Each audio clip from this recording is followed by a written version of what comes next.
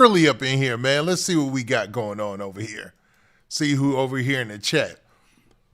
What's up? What up? What up? What up? What up, everybody, man? Welcome to the live, man. It's Tuesday. We're about to get it in, man. It's a lot going on in hip-hop right now. I'm talking about a lot. And one of these topics we're going to be talking about today is even talking about somebody you wouldn't even classify him as a hip-hop artist. I'm talking about Trey Songz. He's hip-hop adjacent. Now, for those of you who have been living under a rock today, it looks like Trey Songz then got himself in some legal trouble, man. And we're going to talk about that just a little bit. Also, man, today we're going to talk about this situation that's going on in the Nipsey Hussle trial. So it looks like Eric Holder's legal team is up to some tricks. They trying to do what they can do in order to get things on their end to go their way, I should say, right?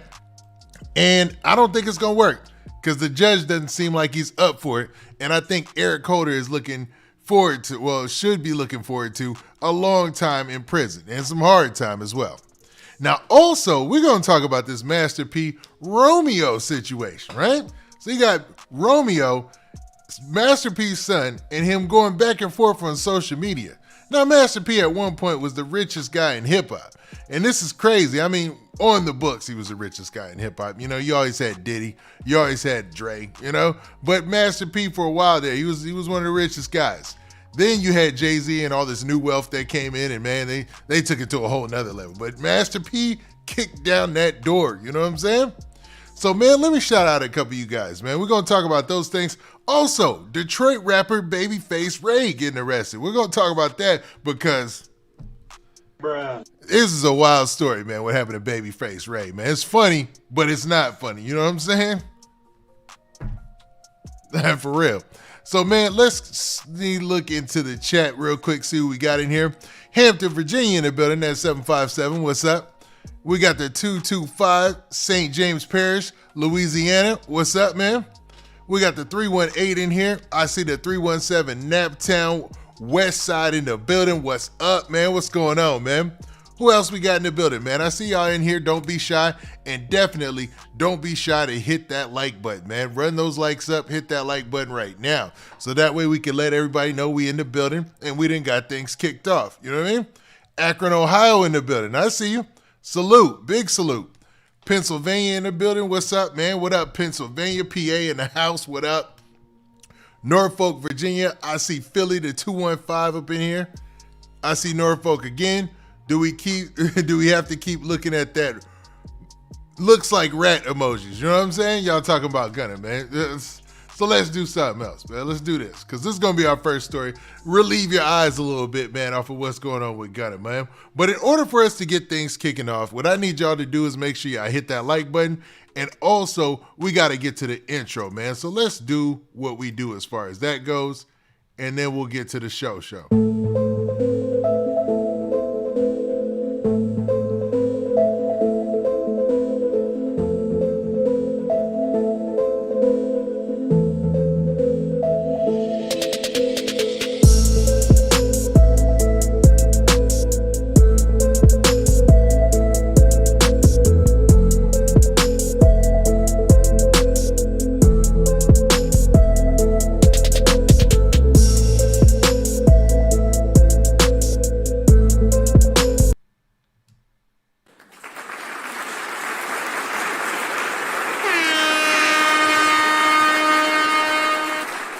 Hey, welcome everybody up in here right now, man. So like I said, in the beginning, man, or in the opener, we're going to talk about Trey Songz today. Now, it looks like Trey Songz then found himself in some legal trouble again. The last time we saw Trey Songz in a situation where I thought he was going to get locked up, dude gets a lot of breaks. I'm going to be real, because there was a situation in Kansas City, I want to say a year ago, and I believe it was during the Super Bowl, where he was actually in the stands and got into a tussle with a couple as well. Well, it seems like that same thing repeated itself this time in New York City. Now, what's crazy is TMZ was first to jump on this. So what I want to do is talk about the story involving Trey Songz. So TMZ reported this right here. So let me get it right, man. It says, law enforcement sources tell TMZ that Trey Songz was busted at the end of November for the alleged incident. We're told he's accused of striking 2 people in the face while they were at a bowling alley back in October. Bruh. I don't get it with Trey Songz, man. The crazy thing about Trey Songz is it seems like he tries to push that image like he's hard, like he's about that street life. But I never got that vibe from him, man. He was always an R&B singing type dude, and just that was kind of his lane, man. It didn't seem to fit the narrative of somebody who is really about that life or really built from that. You know what I'm saying? And most of the things we've seen him get involved with lately has involved a lot of ladies saying whatever they say. You know what I mean? I'm not going to touch on any of that or talk about that. But in this story, they're saying that he basically got into a fight with some people at a bowling alley. Man, what's going on? Bruh. What's going on at bowling alleys, man? R.I.P. Takeoff, but that situation happened at a bowling alley, man. A lot of bad stuff happens at bowling alleys, it seems. Remember the baby got into a fight with his baby mama's brother on the lanes at the bowling alley? Like, they was slipping and falling and everything, bro, and they was still trying to fight or whatnot, man, which was crazy. Like, all over the bowling alley, man, all over the bowling pins, bro. You know, still trying to swing, man. But it looks like Trey Songz wanted some more of that action. Now, one of the victims, or one of the alleged victims, was hospitalized that day. And then Trey Songz turned himself into NYPD station a few weeks later. And we're told he was booked, given a desk appearance, and a ticket for after being released.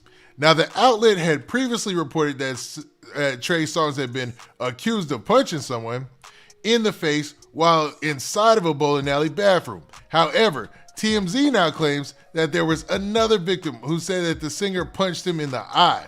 The second accused refused to seek medical treatment for his injuries. So they're saying it was a couple. It was a dude and a lady, and Trey Songz was the one that was swinging. So they're saying that dude was like, I don't know what Trey Songz was on, bro. I don't know. It seems a little odd to me. Like, I can't see why Trey Songz keeps getting into these situations. His whole demeanor and everything about him seems to be totally opposite of that. But, man, I guess as soon as the camera cut off, he's a different dude, allegedly, right? Now, the second person, they refused to go into the hospital. Now, earlier this year, Trey Songz was getting dragged for a couple of other accusations that nobody knows about how it turned out, outside of what he knows internally in his camp.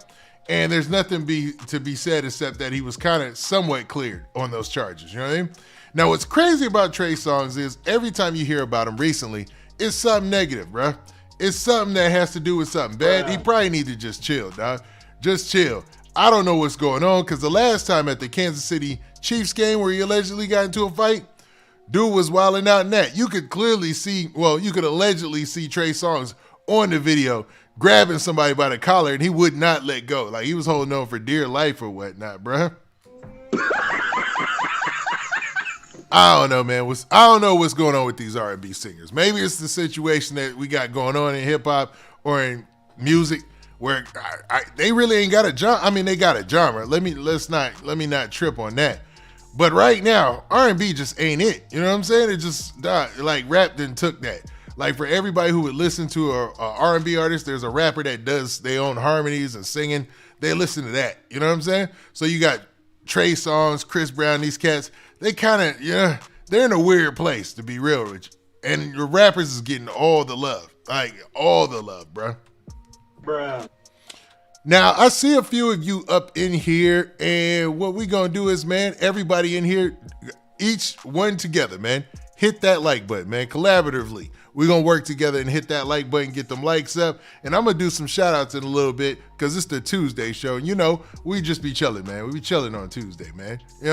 We know it ain't going to be no super big crowd. We just like to get personal. So I'm going to get in the chat and talk to y'all, but we're going to run through these topics. Now, as far as Trey Songz is concerned, I think that the fact that he turned himself in already and he was already written a ticket or whatever they're equivalent to a ticket in New York City, he'll probably be back in for booking, and I see his lawyer beating this like no other, Depending on what the footage is and what they've got, we'll see how this turns out. But for Trey Songz, he probably need to just chill, bro.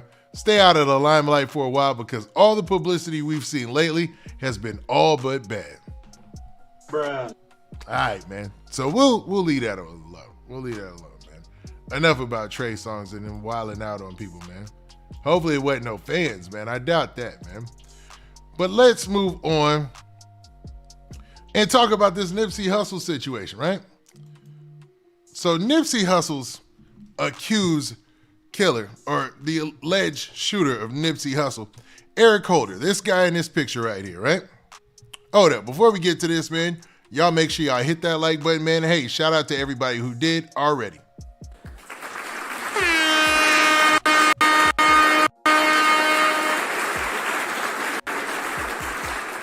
You already know. You already know. So Eric Holder is the guy pictured in this picture right here, right? And that is the scene where Nipsey Hussle lost his life, before the shooting took place and all that, right? Now, Eric Holder was found guilty of shooting Nipsey Hussle, you know what I mean? And he's been in jail awaiting sentencing. So it seems like he went to one sentencing hearing and then something happened there. And during the him being transferred between sentencing hearing back to the jail that he's being maintained at, he got the beats put on him by somebody, man. So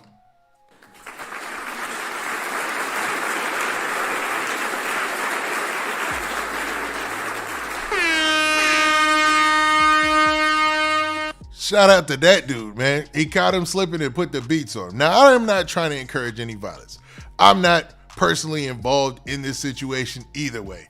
It just seemed the way that Nipsey Hussle lost his life, we lost a great dude to somebody who's not his equivalent. We'll say that much, right?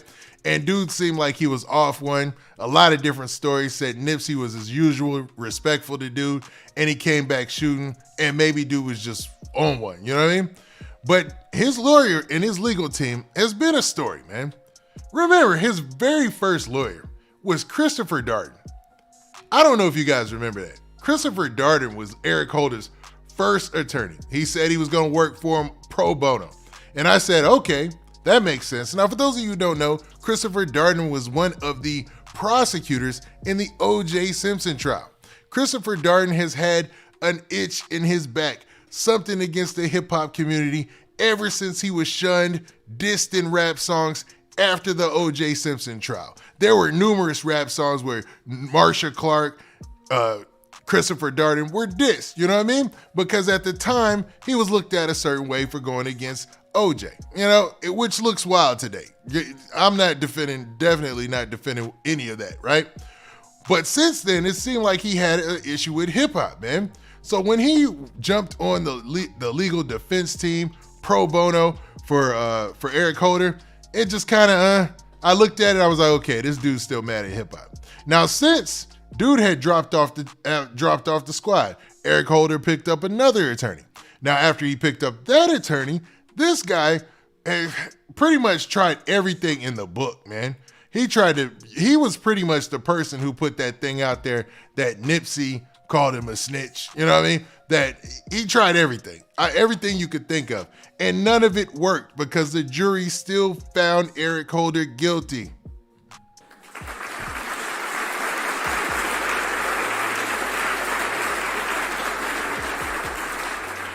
That clap got me questioning myself. Who am I rooting for here, man? You know, I usually stick with the rappers, so we good. Now, recently, and when I say recently, just yesterday, a judge rejected the defense to bid the reduced murder conviction in Nipsey Hussle shooting. So meaning, Eric Holder's defense team basically tried to get his charges reduced. So let's get to the story. Now, an attorney for Eric Holder had called on the first-degree murder conviction to be reduced to second-degree murder, voluntary manslaughter. So they want Eric Holder's charge to be dropped to a voluntary manslaughter charge in the Nipsey Hussle murder case. Are you kidding me? Like, bruh. Ain't no way in the world. Ain't no way, bruh. Like, we seen it clear as day in the video, what took place, what went down. Even Cowboy's story ended up, making sense when we really looked at the visuals from it. It just all made sense when people were saying they had no reason to lie. Only person who probably had a reason to lie would be Eric Holder. And it seemed like his lawyer tried everything possible and it still didn't work. And now they're trying to grasp at straws. They're trying to find a judge that they can pass this off on and try to find him a way back to the streets eventually. And I don't think that's going to happen, man. You know what I mean? Bruh. There you go. Button didn't want to work. Now, a judge Monday rejected a defense bid to have a first-degree murder charge or conviction reduced to a second-degree murder of voluntary manslaughter for the man who fatally shot rapper Nipsey Hussle in front of the musician's South Los Angeles clothing store. Los Angeles Superior Court Judge H. Clay Jackie also denied a defense motion for a new trial for Eric Holder Jr., whose sentencing was scheduled for February 2022. Now, defense attorney Aaron Jansen had called on the murder conviction to be reduced to voluntary manslaughter. Now, what's wild is him getting a voluntary manslaughter charge would see Eric Holder back on the streets. And that's probably something that some people might want that, to be real with you, and not for the right reasons. You feel me? But what's crazy is his legal team stays fighting for him like they're supposed to. Everybody has a right to representation, right? But who is paying? Are all these lawyers pro bono? Who is paying for these lawyers that he's getting, man? I don't want to go into spooky territory, but spooky territory, but yeah. All right, so in quotes, to be consistent with the other two verdicts in which Holder Jr. was convicted of attempted voluntary manslaughter rather than the more serious charge of attempted murder involving two other people who were injured in the 2019 shooting. So there were other people who were injured in the shooting. Remember, there was a guy who had just got out of jail. He was shot as well. So it looks like his charges, in those cases, they wanted to try to get those reduced to the same. So that way he has the same charges across the board. Judge said, ain't no way in the world. You know what I'm saying? So shout out to the judge on that one.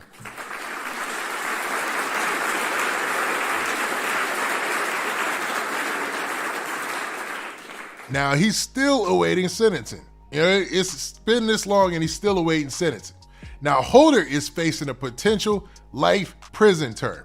And for most people, that would be justified because the thought of him being released or getting any type of lenient sentence, that might cause an uproar. There's a lot of people who have spoken about that or talked about that recently, right? So it goes on to continue to say that 32-year-old defendant was convicted July 6th of one count each of first-degree murder and possession of a firearm by a felon, along with 2 counts of attempted voluntary manslaughter and assault with a firearm.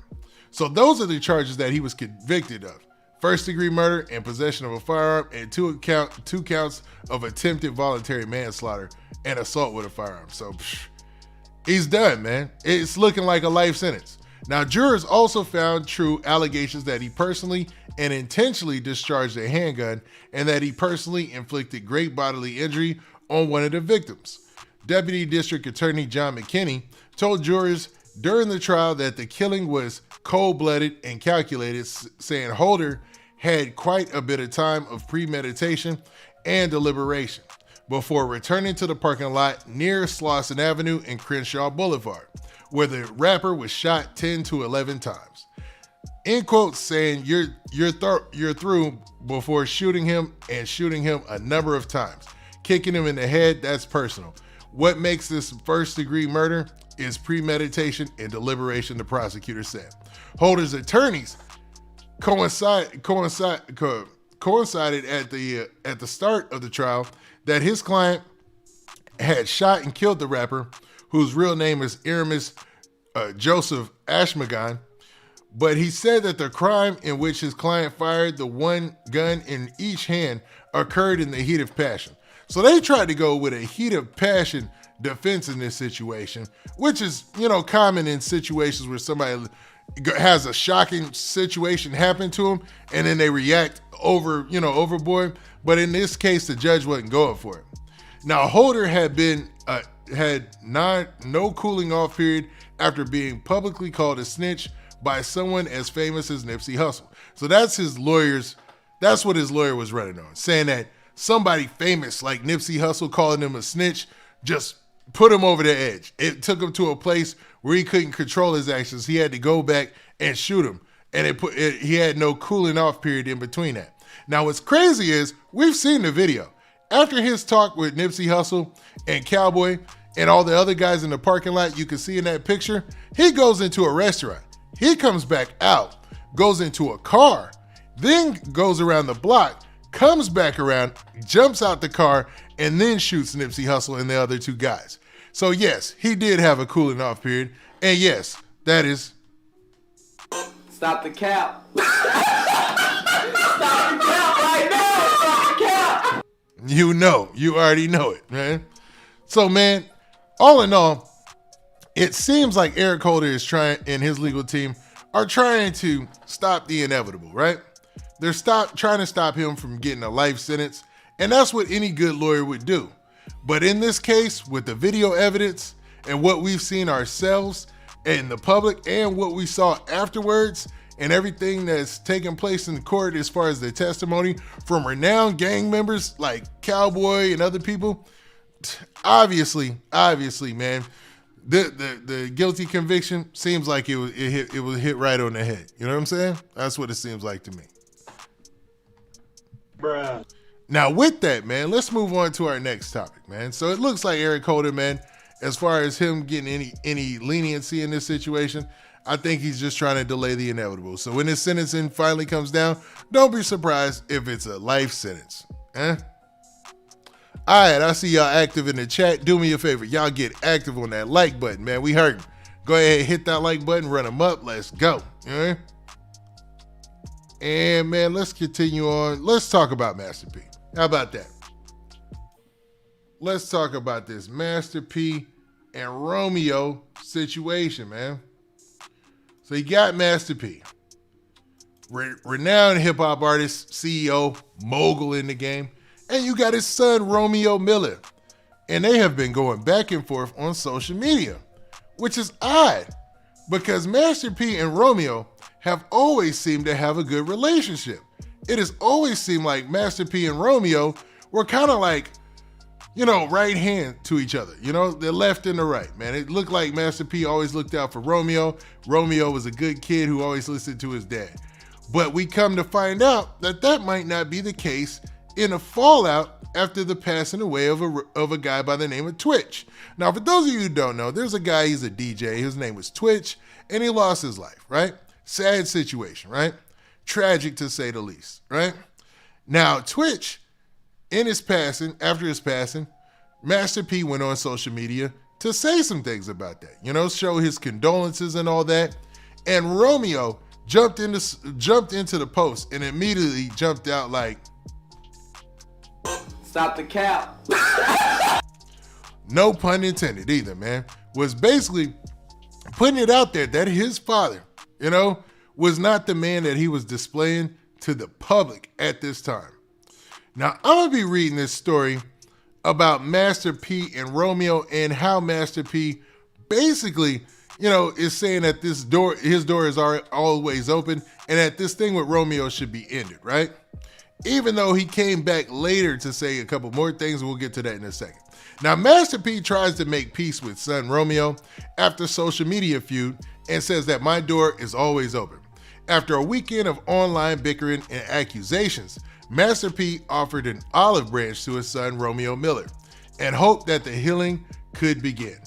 Now, what's interesting about this situation was Charleston White's take on it. So let me go ahead and play that real quick, man. After everything that took place this weekend, he had this to say. Charleston White reacts to Master P and Romeo Miller. Master P, homie, as a black father.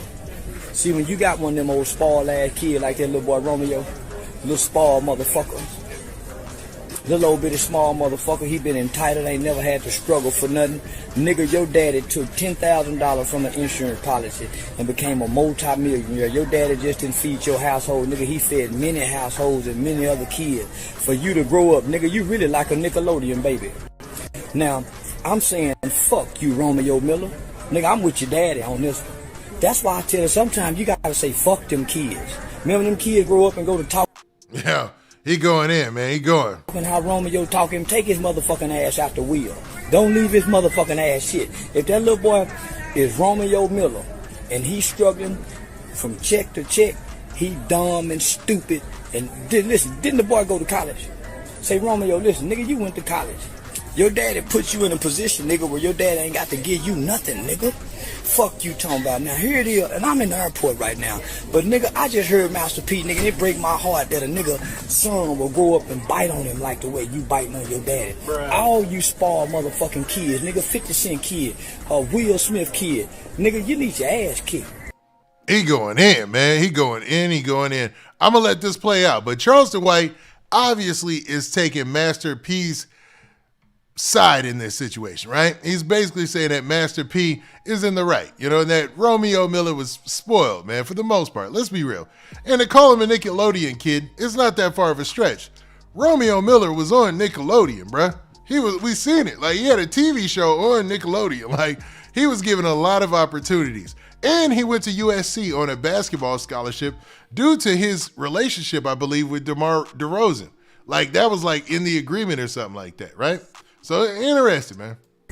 You nigga need your motherfucking ass kicked. Nigga, now think about this, nigga. Your daddy done put you in position, right?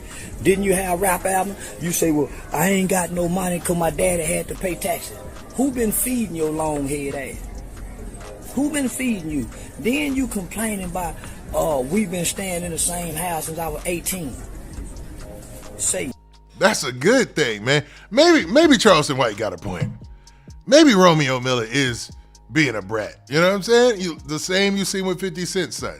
That was embarrassing, man. Where 50 Cent's son was like, yeah, man, we had to live on, what was it, like $6,700 a month or something crazy like that. And he was like, yo, could you live on that? And everybody in America was like, yes. Are you crazy? Bruh, we going grocery shopping, the fridge is packed, we good on that. You know what I'm saying? Everybody like, yes. Even the dude interviewing him. Maybe some of these rappers' kids is just too silver spoon, man. So let's check it. Stupid ass kid. Listen, that's a sign of a man that has stability, that's stable. You know how many people wish they can stay in the same motherfucking household from when they were 18 years old? Nigga, that mean your father have been stable with stability, maintaining what he done got. Nigga, fuck wrong with you, man? I hate you spoiled ass motherfucking kid. Boy, come here and say, man, me and my son will fall out like a motherfucker. Nigga, I done pumped this dick off. I done pumped this cum off into your mama. Boy, you know how hard a nigga got to work to bust a nut to make a baby? Bruh. Say, now listen, do you know how hard a nigga got to work to bust a nut to make a baby to get one of you motherfuckers on earth? You don't know how many He wildin', dog. He wildin', but let's go. pumps and humps that nigga humped on your mama, nigga pumping that dick off on her to make you, nigga. Then when you get here, nigga, you know how much energy you take from a nigga when he come. You know all that cum shooting up out that dick. You know how weak a nigga needs and Wildin'. to get your little stupid ass hooked. And then when you get here, nigga, your daddy is a millionaire. Boy, I hate you, motherfucker. You don't know what it's like, nigga, to go to bed. Man, yo, so that's Charleston White, man, giving his take on the whole situation. And, man, it seemed like from the response on social media, a lot of people were in the middle, right? They didn't know to take Master P's side or to take Romeo's side, to be real, because they feel like they've got a relationship with both of them, right? Master P being the rapper, CEO, mogul that he was, still doing those same things today. And Romeo going on doing the reality TV show thing, you know, trying to, put himself out there. I want to say it's kind of like a religious guy. I don't quote me if I'm wrong, but that's what it seemed like his approach was to the reality TV shows and things like that, right? But he seemed to call cap on his dad, man, and make it seem like his pops is out here fronting for the world and complain about a lot of stuff that he was probably taking for granted, that a lot of people don't have in their life. And it really added to a lot of people being upset. Let's be real, man. Now, let me bring up this screen right here, huh? And this is from a blog called Neighborhood Talk, and they said this. It said, Master P claims his feud with his son, Romeo, is really about money. In quotes, it says, you just exposed that it's really about money. Every time I fell off, I got up and went to work. I didn't blame anyone for my failures. So letting it be known that, him and Romeo's back and forth seems like to him it's about money. And this is what he said specifically. He said, I thought this was about DJ Twitch and about my daughter's death. This is heartbreaking. You just exposed that this is really about money. I watch other celebrities go through this. I'm not playing into this anymore. God knows the truth. I'm at peace. I worked hard to get my family out the ghetto. Every time I fell off, I got up and went to work. I didn't blame anyone for my failures. You started this social media rant, so what's your plan besides showing the world you're entitled, spoiled at 30 plus? So letting it be known like, yo, Romeo, you like 30 plus now, bro. Like, Master P really, really doesn't owe you anything. You know what I'm saying? He does not owe you anything in life. Like, everything he's done, good job, salute. It seems like he's been a stand-up dude. Now, anything behind the scenes, we don't know exactly, but as far as the bare necessities, those were met, right? Now, he continues by saying, and throwing a tantrum on social media. I never claimed to be perfect. I'm not afraid to admit I'm still growing as a man and a parent. Everybody deals with death in different ways. I get it. I'm just an ATM for this family. I don't care about an image. Now, remember, the last time something happened, it was somebody's family, somebody else from his family, who was reaching out and talking about the fact that Master P hadn't given enough money to his relatives or whatnot, right? And he said the similar thing. He's like, man, y'all make me feel like an ATM for this family. Like, is that all y'all want me for, is to give y'all money, you know? And he might have a point, because if you're the person that everybody keeps coming to for money, and your intention is to have a family and be loved, that could weigh on you, man. Let's be honest, man. I know he's a rapper. He rapped that gangster stuff, but he's a human being at the end of the day, too. And nobody wants to feel like an ATM. Nobody. You know what I mean? Bruh. Now, he finishes by saying, I don't care about an image. The bloggers can have their laughs this week. I'm going to keep working, keep praying, letting God guide me. Mental illness is real. Now, in that part, he's talking about this guy, Twitch, who lost his life. Sad to say, right? And it looks like Romeo shot back with this. He said, Romeo says his father is gaslighting him. In quotes, he said he painted a picture of perfection and success that caused more harm than good. I have no choice but to speak my truth. Now, Romeo is kind of a weird dude, man. I'm going to keep it real, man. He seems like, I don't know, man. He comes off very preachy on that TV show that they were on. And I don't really get into those reality shows, but anything involving hip hop, kind of dip my toe in, right? And his whole thing, him and Angela Simmons, they're on and off again, almost being in a relationship. It's kind of boring, right? But everything, it seemed like he was always trying to push an image himself. Now, Romeo says he's done with his father, Master P, after he said Romeo needs to stop trying to get people to feel sorry for him. Also says that they've been living month to month since he was 18. I loved you so much that I followed you blindly for 30 plus years. In this, he said and Master P's response was, this new generation of kids need to stop blaming their parents for everything. How do you think they got to where they are without their parents making sacrifices for them? Mental illness is real, and so many families are tragically affected by it, especially when there is added trauma like death of a loved one. Now, in this, I believe he might be talking about his own daughter who lost her life recently. And it seems like it might have shook his family up. And maybe that's why this is more of a serious issue than we could imagine. Because, you know, they did just lose somebody close to them. You know what I mean? And in closing, Master P also said this. He said, son, I love you. Stop trying to get people to feel sorry for you. And let's come up with a solution. You can come talk to your father and your family like a man. You have kids too. No family is perfect, but together with God, we can heal and get through this. Seems like Master P took the high road, man. If I'm gonna keep it real, Master P seemed to take the high road in this situation, you know what I mean? And Romeo is kind of like, if you ask me, he's dead wrong for even putting this out there and dissing his pops. Like, that's gonna be my take on this, man. Like, family business is family business. I mean, as long as nobody's being harmed or anything like that, there's no reason why we should know the inner workings about what's going on in Master P's house and what's going on between him and his son. And Romeo seemed to step over that boundary by going to social media and busting shots at his dad, allegedly. I mean, you know, not for real, but, you know, taking shots at him, I should say. You know what I'm saying? Pause on that, all right? Craziness, man. And, you know, as an icon and as what he is in rap and hip-hop has been, I have to agree with what Charleston White said. Master P held it down for all them years. Now you're 30 plus, and now you finally have an inkling to where you want to ask him for something for real. He did his job, man. You should have been able to build something on your own off of what he built, or even something greater off of what he built, to where you wouldn't have to ask anybody for anything. And if you didn't, that's of your own doing. You know what I mean? Bruh. And what I want to do is, man, shout out to everybody who already hit that like button. If you're in here right now, make sure you hit that like button. Let me round of applause for everybody who already did, man.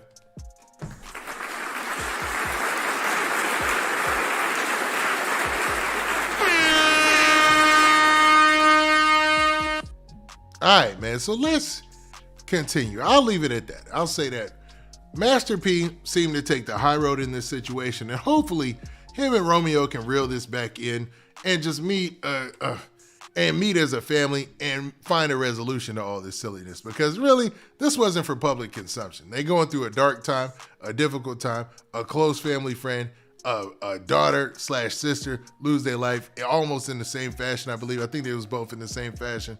That's terrible, man. And it probably weighs heavily on them both. But like you said, man, they could do it better together as a family than putting this out in the public. All right? All right, man. So with that being said, let's move on to something a little crazier, man. So there's a rapper from Detroit who has been blowing up, man. This guy right here. Now, you guys might not recognize him. Maybe you saw the Breakfast Club interview, but this is Babyface Ray. Babyface Ray is from Detroit, and he has been blowing up in the rap game. But Babyface Ray ended up getting arrested out here, man. Bruh. Yeah, man. Babyface Ray ended up getting arrested, and it was because his car broke down.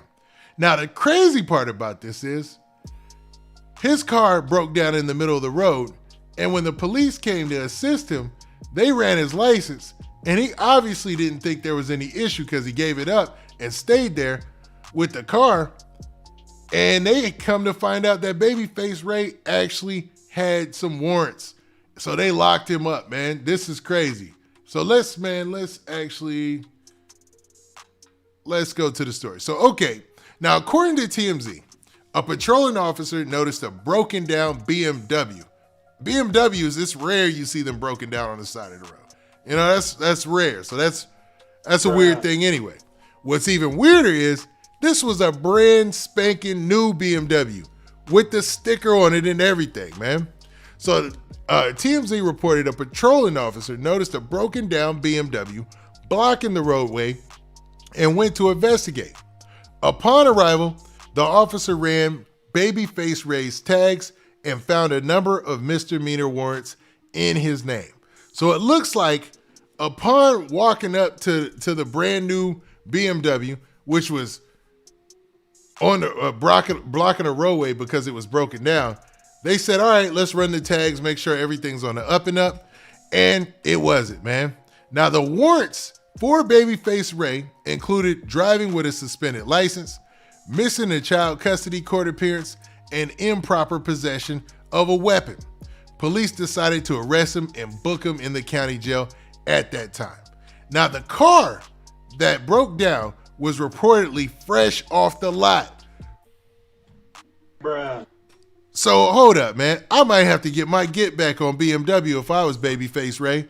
How I bought a brand new car fresh off the lot and it breaks down on my way home from the lot. There's lemon laws against that, right? There's like all sorts of stuff against that, right? Bruh.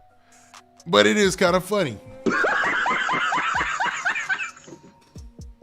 What's crazy is Babyface Ray, man, obviously is having one of his best years in hip hop. And he uses some of that money to buy him a very nice car, a BMW, brand new, man. But to think that it would just break down like that, I mean, is this cap? Like, is this, let me know, man. Stop the cap. Is it possible that maybe they hit the low jack on that car, or they hit the stop button on that car to stop Babyface Ray so they can arrest him? Does that make more sense? Because a brand new BMW off the lot just breaks down fresh off the lot, breaks down right in the middle of the roadway, brand new. You don't see that many BMWs broken down, if ever, you know what I'm saying? If ever, it's a really, really old one. Like, they usually stand the test of time. So it seemed like somebody might have hit the stop button on that whip. It seemed like maybe there was something going on here more than we know, just so they could stop Babyface Ray, run his plates, knowing that he already had warrants out there, arrest him for the warrant, the gun, the weapons charge, and all that, and bring him to jail. Which is horrible because Babyface Ray is locked up now and gonna be missing some shows behind this, man. Bruh. It's a raw deal, man. It's a raw deal. I'll say that much, man. But what's crazy is I don't know, man. It seemed like for Babyface Ray's career is going on the up and up, but all that doesn't make sense. Now the story finishes by saying this. Let me do this, right? It says he granted his girlfriend authorization for the vehicle after his arrest, but it still had to get towed. No word if he's still behind bars or if he was released on bail. I'm wondering if it was something on the car that was like a driving error. Like there's some sort of switch or something he hit that he wasn't supposed to, something that he locked that he wasn't supposed to, because a brand new BMW off the lot and he's just stranded in the middle of the road, that would look crazy to people driving by, bro. You know what I'm saying? Like, this story, there's got to be more to this. There's just got to be, in my mind at least. You know what I'm saying? But for Babyface Ray, as far as him being a rap star coming out of Detroit, doing his thing. But man, if you buying a car fresh off the lot, I'd give it a test drive once or twice before. Bruh. You know what I mean? Yeah. It's a crazy story, man. I told y'all that's a crazy one. Now, I don't know if y'all are familiar with Babyface Ray, but you will be. He's got a breakfast interview out there. He's got I think he's got a project he just dropped called MOB. Maybe it was a song and a mixtape called MOB. He's doing his thing. You'll hear more from him later. You know what I mean? Definitely. He's one of those guys. But hopefully, man, he can get his car situation situated. And it looks like, man, he's going to really have to sit for that gun charge. So we'll see where that takes him and if that derails his career any. But hopefully not. All right? So let's end on this note, man. Let's do this, man. I saw this TikTok out there, this video from TikTok right here, and it showed Young Thug in court. Now, Young Thug has been in court with several other co-defendants, and they're just sitting there in the courtroom, right? And you've seen each lawyer state their case, right? So there was a guy who made a good argument, I thought, about the whole YSL clothing line. Now, for those of you who don't remember, otherwise everyone that's presumed innocent and accused of murder wouldn't get a bond. And again, Judge, it's not. Okay, my bad. Before playing this, for those of you who don't remember, about during the weekend show, I did a weekend show and I was talking about this, and it was the fact that I felt that Slime Life Shawty might have sold himself short. Now, I know that sounds crazy because he's a free man right now. Yeah, he signed a deal. People are going to say he bit the cheese, he ate the cheese, or took the Pepsi and the Italian beef. All of those synonyms for ratting, right? But I think he sold himself short because in the indictment, it's listed under the 2 times that he's mentioned. He only had one charge. His charge was being in the RICO.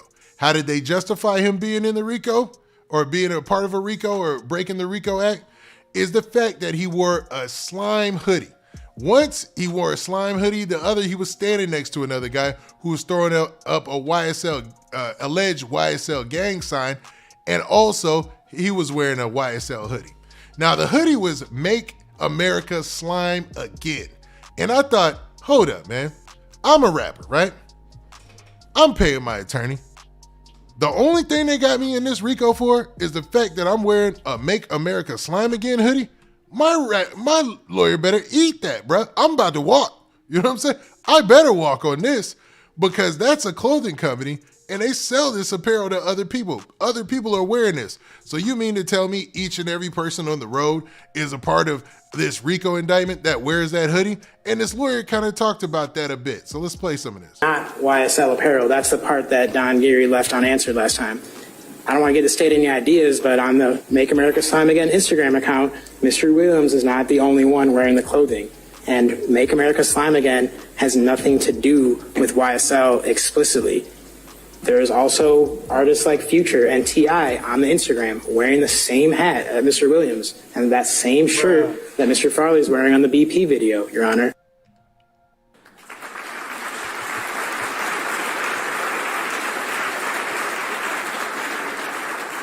I just said that last week, man. I just said that. I was like, hold up, man.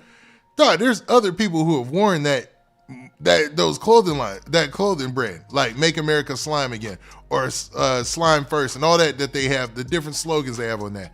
If that's what you holding me in this RICO case for, and I gotta fight to not have a felony conviction on my record because of that, my lawyer better eat that, man. And this lawyer is talking about the very same thing. So that's why I think Slime Life Shorty definitely sold itself short, man.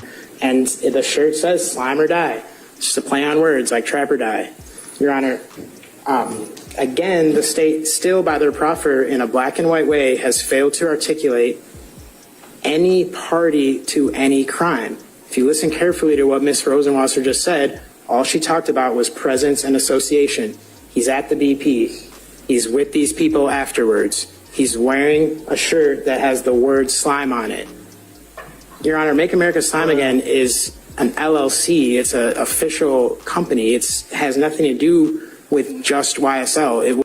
Exactly, man. My point that I made, man. Exactly. But, man, let's continue. Was Mr. Farley's attempt to get any proximity to any artist of any kind of attention when attention is such a commodity these days, especially for the clothing business. And if you notice, too, the shirts that Mr. Wani Lee is wearing in his videos, because Mr. Farley and him are close friends since they can even remember, and he is his personal assistant paid by Alamo Records in an official way, Mr. Wani Lee is also wearing shirts from a different clothing line. I think it was True Detail or something like that, and it's some relative or other person that he's trying to put on. So, Your Honor, this is not YSL apparel. This is a person, an entrepreneur who is close to Wani Lee, has a business relationship with him, and then networks with musicians. And it's that easy, bruh. Like, if you mean to tell me you're selling this on racks, you're selling this on your online store, and I can't wear it, or I'm involved in a RICO? No, man. Anybody, all the people who had those weak cases against them, you see they all signed the plea deals, right?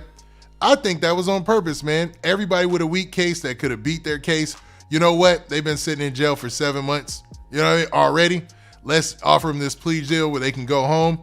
They'll have a felony conviction over their head. That way we win there. And it hurts Young Thug's case. We win there. Bruh, Slime Life Shorty and them probably could have beat this. Because remember, this is not the feds. This is the state. And for that to be the reason why you're involved in a RICO act or being accused of RICO, that's your only count in this situation, is ridiculous, man. If you paying a lawyer and he can't eat that for you, man, I don't know what it is, man. I think Slime Life Shorty and them sold themselves short, man. But let's go. And other types of people to make his clothing more visible.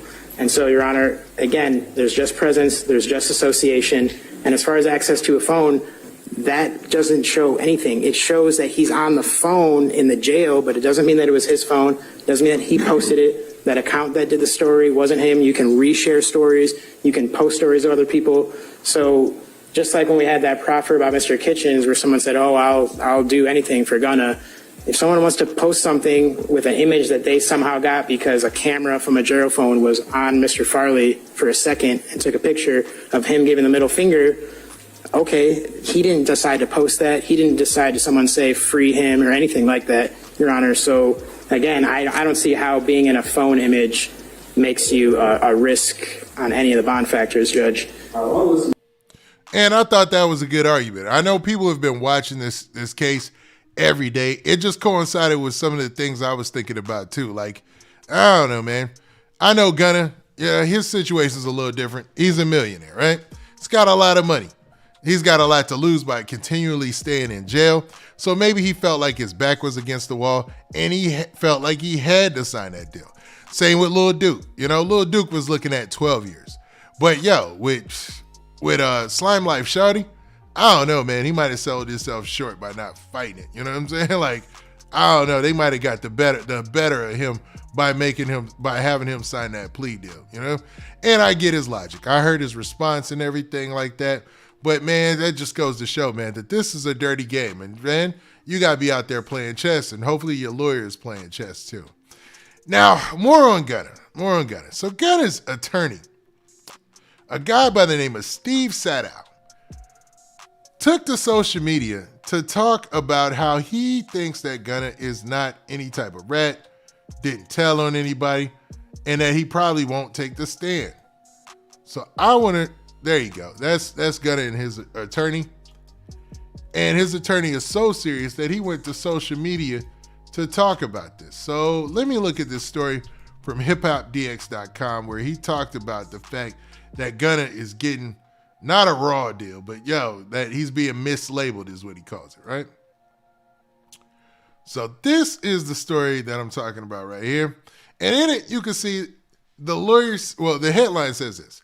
It says, Gunna's lawyer denies snitch label, and it talks about some other people who disagree and pretty much say that, Wack 100 saying that he is a snitch.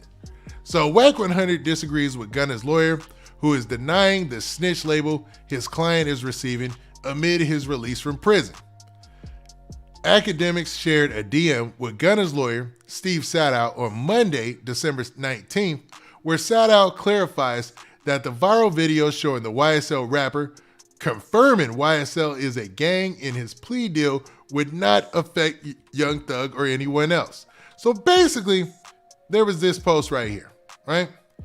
And this is put out by DJ Academics, and it says this. You see the post?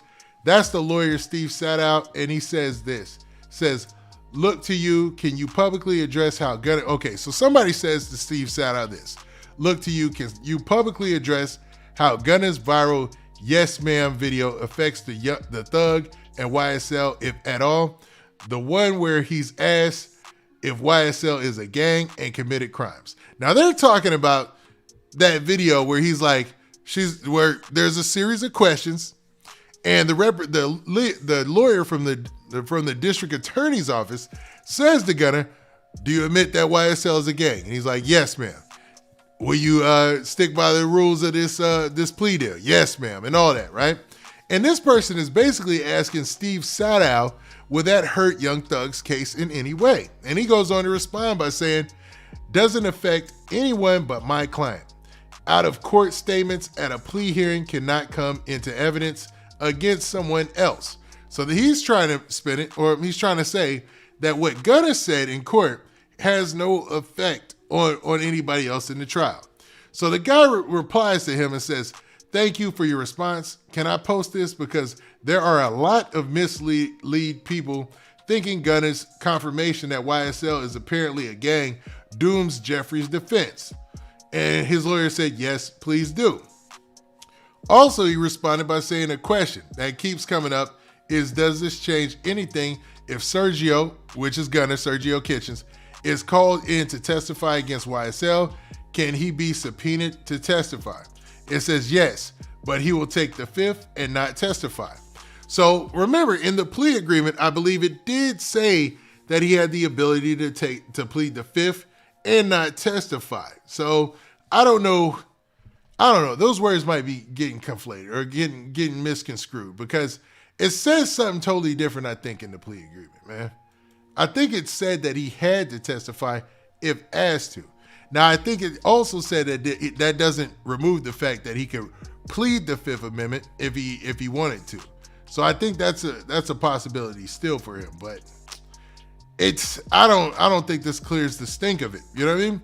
And when I say the stink of it, I mean how this makes it look where Young Thug is concerned, because Young Thug is being put into a box where he's isolated, and that's obviously the intentions of all this. And they're putting him in a situation where he has to agree, you know what I mean? Or excuse me, he has to, he's going to be the last person that hasn't signed a plea deal, and all the plea deals are going to make it out that YSL is a gang or a criminal organization, and he was the boss. You know what I'm saying? So this looks bad for him. Let me see if this works. By any party Ooh.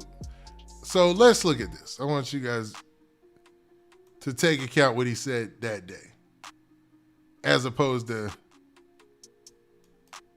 what's just being said here. So let's rewatch this, man. They try to tell us we didn't see what we seen. By any party in this case, you will testify truthfully, but reserve any Fifth Amendment rights or privileges against self-incrimination. You agree to perform 500 hours of community service, a substantial portion of which will require that you speak to young men and women about the hazards and immortality of gangs and gang violence, and the decay that it causes our communities. In court, some startling statements. Please state after each statement whether or not you agree or acknowledge that the statements are truthful, okay? Yes, ma'am. That was the first one. I became affiliated with YSL around 2016. Is that true as it pertains to you, Mr. Kitchens? Yes, ma'am. YSL is a music label and a gang, and you have personal knowledge that members or associates of YSL have committed crimes in furtherance of the gang. Yes, ma'am. You were present when law enforcement officers stopped the vehicle in which you were present along with Jeffrey Williams, wherein hydrocodone, methamphetamines, and a firearm were recovered. These items did not belong to you. Yes, ma'am. And do you acknowledge the following statement? I recognize, accept, and deeply regret that my talent and music indirectly furthered YSL the gang to the detriment of my community. YSL as a gang must end. Is that your statement or acknowledgement? Yes. Man, he said yes, man, without even a pause, bro. He didn't even think about it. He was like, yes. Let me get home, man. Like Sauce Walker said, let me knock on wood. Includes Jeffrey Williams, a.k.a. Young Thug, his attorney, Brian But Stevens, nah, man, based on what Williams committed no crime. Based on what his attorney said there in that text message, I would take that with a grain of salt, man. Because I think Gunna's going to do whatever Gunna needs to do to stay free. And y'all say wrong or right on that, I don't know, man. But, you know, based on what this is saying, it seems like Whack 100 in them, they might actually be correct. I think that, no matter how you try to chop this up, this is a bad look for Young Thug in the end. You know, you got one of your main guys out here talking and telling people, telling the court that it's a criminal organization. Now, the way that his lawyer tried to spin it is creative, but I don't know if that's how it's going to play out in court. So I think he's just looking out for Gunna's behalf in that means, you know what I'm saying? Or at least in that way. Now, also, man, since we got a little time, we got a little bit of time. Whoa. Pause break, man. Y'all go ahead, hit that like button, man. Hit that like button. Run them likes up, man. Let's go. Bruh. You already know, man. Let's talk about this other story, man, about a rapper that I've talked about previously, man, since we got some time. And he comes from Baltimore, and I know there's a lot of people from Baltimore in here, but there is a rapper by the name of YYG Tay. And there's a story that was released later yesterday that I want to talk about him, man, because it's wild, man. It's another wild one, man. All right, so hopefully you guys see it, right? So you see this story from the Baltimore Sun, and it says rapper YYG Tay, hitman, indicted in alleged group of Black Guerrilla Family gang members accused of 6 killings. So they're saying that a hitman within that group YYG Tay, hitman, his nickname, was indicted or whatever, right? Now, Baltimore rapper YYG Tay, who is already in federal prison and a prominent hitman, were part of an alleged subset of the Black Guerrilla Family gang that is accused of carrying out 6 homicides and about a dozen other shootings. A recently unsealed federal indictment shows. Now, that group, that Black Guerrilla Family, that is a name that most people won't even say, you know what I'm saying, in the prison system. You know, it's like a lot of spooky stuff used to be around that back in the day, man. And I'm gonna leave that one alone. But man, they're saying that this rapper YYG Tay was one of the most prominent hitmen for them. Now, federal prosecutors say YGG Tay, whose name is Devontae Harrison, paid other members of the gang to kill people on multiple occasions. A U.S. district judge sentenced Harrison to 15 years in federal prison in July after a jury found him guilty of drug and gun charges. I remember doing that story about him because, he was one of those cats from Baltimore that was caught up in a lot of stories at the same time. Now, in a recently unsealed indictment, prosecutors said that Harrison rapped about hiring a hitman, David Warren. Hold up, bruh. Please don't tell me he rapped about the hitman that he hired. Oh my God, man.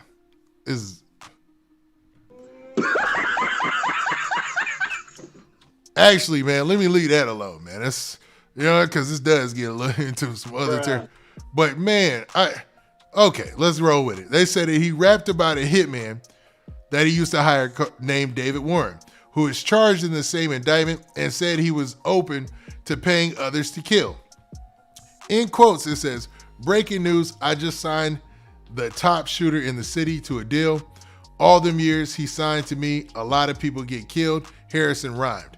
According to the indictment, he also, these are his lyrics, "He get caught, don't stress about it. His lawyer going on my bill. If somehow he loses at trial, got one word, appeal." So basically talking about one of the top shooters,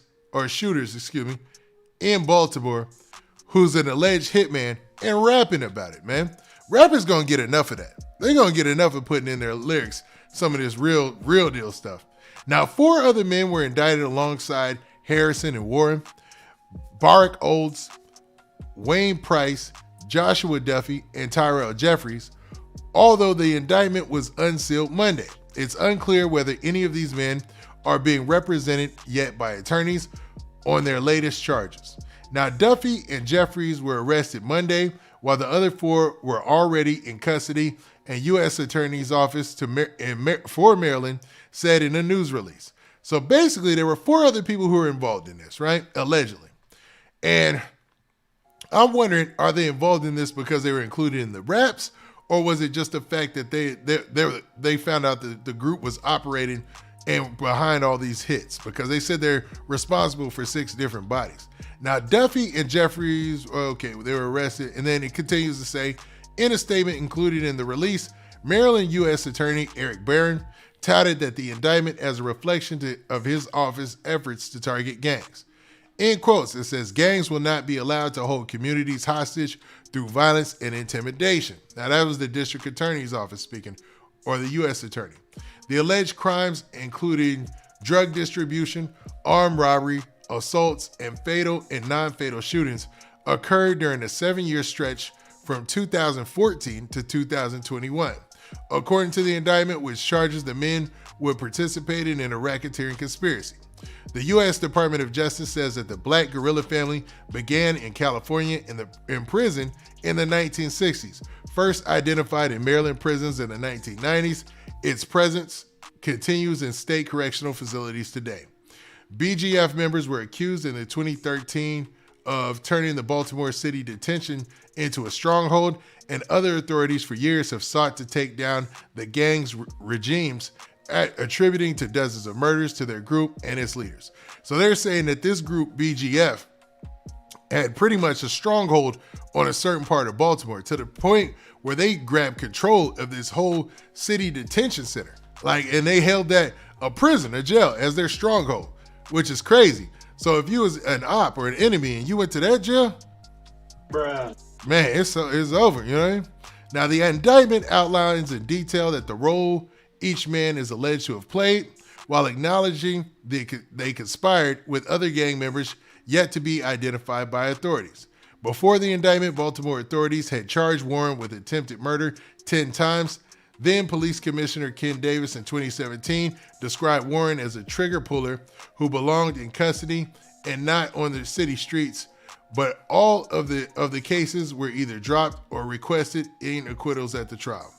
So for the rapper YGG, in closing, man, so we can close this up because we're not gonna go through hit by hit. Maybe I'll do a video or something about that because this is really interesting.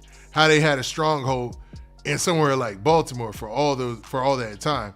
It seems like, man, after already being arrested this July, YGG is going to be in jail potentially for the rest of his life, because now it's become a Fed case.